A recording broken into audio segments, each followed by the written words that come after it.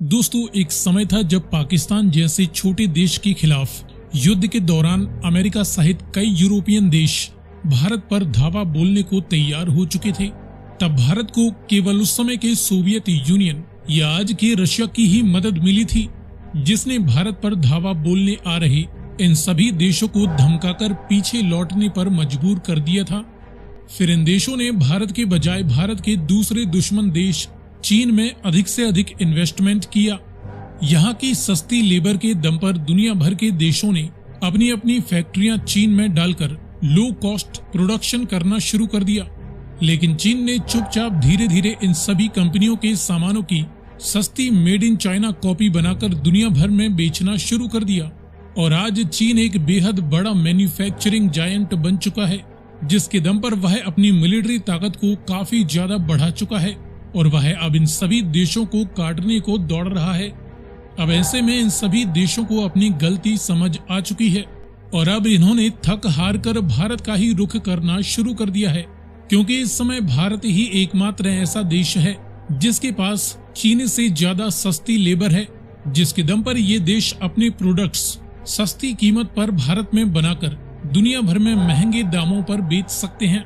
इसके अलावा भारत एक बहुत बड़ा बाजार भी है, जहां पर इन देशों के सामानों की भारी मात्रा में डिमांड रहती है। भारत की अहमियत को देखते हुए ही आज भारत की आवाज को विश्व मंच पर काफी गंभीरता से सुना जाता है और दुनिया के कई पावरफुल देश हैं जो कि भारत के साथ गहरे डिफेंस रिलेशंस स्थापित कर चुके हैं। भारत दुनिया के दो सबसे बड़े प्रतिद्वंदी देशों रशिया और अमेरिका दोनों का ही मित्र है, जो कि वर्ल्ड लेवल पर भारत की बैलेंस्ड पोजीशन को भी दर्शाता है। अब चीन को चुनौती देने वाले भारत की बढ़ती धाक को देखते हुए चीन भारत को अपना एक मेजर दुश्मन देश मान चुका है, तो वहीं पाकिस्तान भी तुर्की व चीन के दम पर भारत को किसी न किसी तरीके से परेशान करने को तैयार रहता है। ऐसे में भारत को अपने दुश्मन देशों को काउंटर करने के लिए और इनका मुकाबला करने के लिए अपने मित्र देशों की संख्या भी बढ़ाना जरूरी है और लकीली भारत इस फील्ड में काफी तेजी से प्रयास कर रहा है। आज दुनिया में भारत के कई देशों के साथ राजनीतिक व डिफेंस रिलेशंस इतने मजबूत हो चुके हैं कि ये देश मुसीबत पड़ने पर भारत की मदद करने को सबसे पहले आगे आएंगे।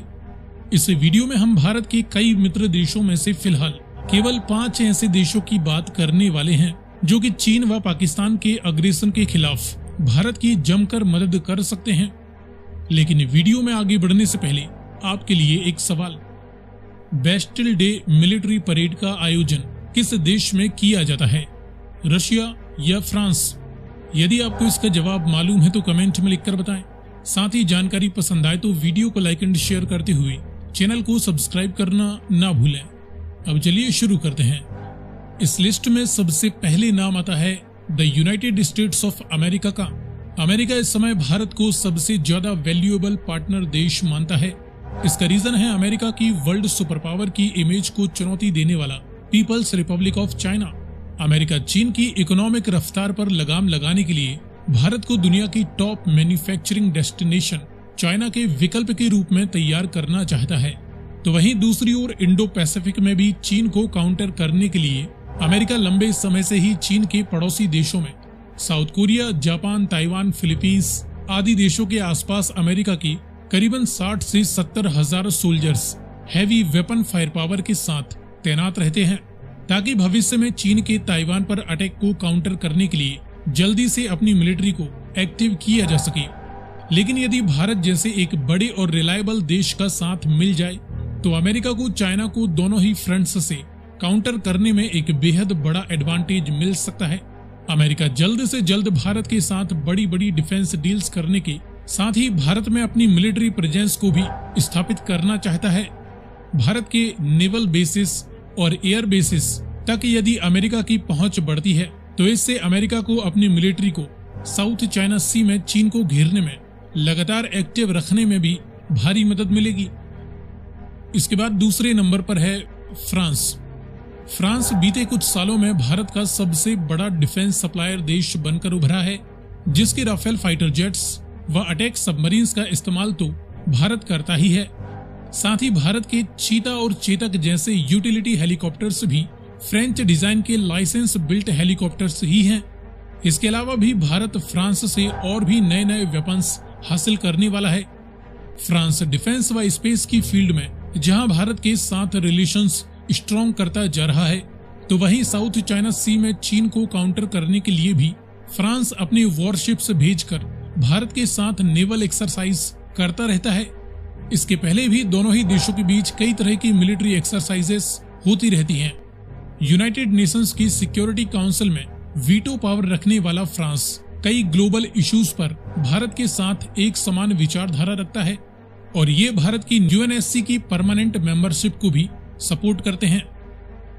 इसके बाद तीसरे स्थान पर है इजराइल। इजराइल रशिया के बाद भारत का दूसरा ऑल टाइम सबसे बड़ा डिफेंस पार्टनर देश लंबे समय से रहा है। भारत इजराइल के सर्विलांस ड्रोन्स इस्तेमाल करता है और दोनों ही देशों ने मिलकर बराक मिसाइल डिफेंस सिस्टम तैयार किया है। Israeli spider air defence system और लेजर गाइडेड बॉम्ब्स व गन्स एंड पेट्रोल बोट्स आदि विभिन्न तरह के वेपन्स का इस्तेमाल इंडियन मिलिट्री करती है। इजराइल न सिर्फ भारत को वेपन्स प्रोवाइड करता है, बल्कि उनकी तकनीक भी पूरी तरह से भारत के साथ साझा करता है। इजराइल ने कारगिल युद्ध के दौरान भी भारत को काफी हथियार सप्लाई किए थे।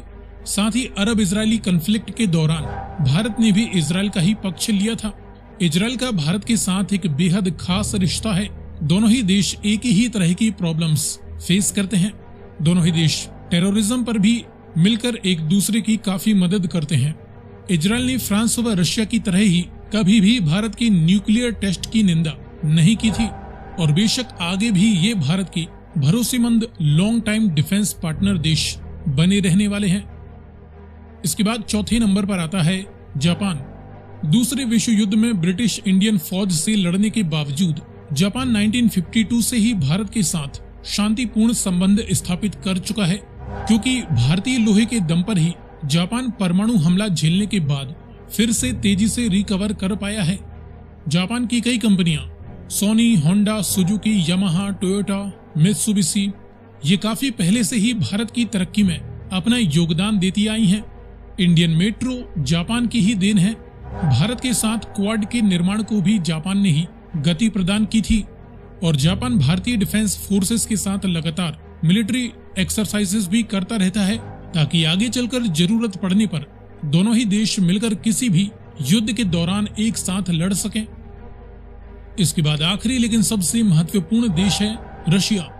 रशिया जिसने मुसीबत के समय भारत की जमकर मदद की थी और उसी का एहसान अब भारत चुका रहा है।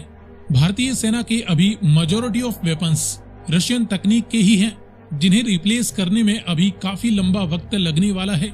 इसका मतलब है कि आगे भी भारत और रशिया के बीच क्लोज रिलेशंस रहने वाले हैं। वो रशिया ही है जिसकी वजह से भारत अपने लॉन्ग टाइम राइवल देश चाइना के साथ ब्रिक्स और एससीओ जैसे ग्रुप्स का हिस्सा बना हुआ है। और जिस प्रकार भारत अमेरिका व रशिया के बीच एक बैलेंस पोजीशन मेंटेन करके रखता है, उसी प्रकार रशिया भी भारत व चाइना के बीच एक बैलेंस्ड पोजीशन पर है, जो कि एक तरीके से अच्छा भी है, क्योंकि इनके माध्यम से दो राइवल देशों के बीच मेजर मिलिट्री कन्फ्लिक्ट की स्थिति में एक समझौते का चांस बना रहता है। सो फ्रेंड्स, ये हैं वर्तमान समय में वो 5 देश जो कि भारत को किसी न किसी वजह से अपना क्लोज पार्टनर मानते हैं और जरूरत पड़ने पर भारत के लिए आगे आ सकते हैं।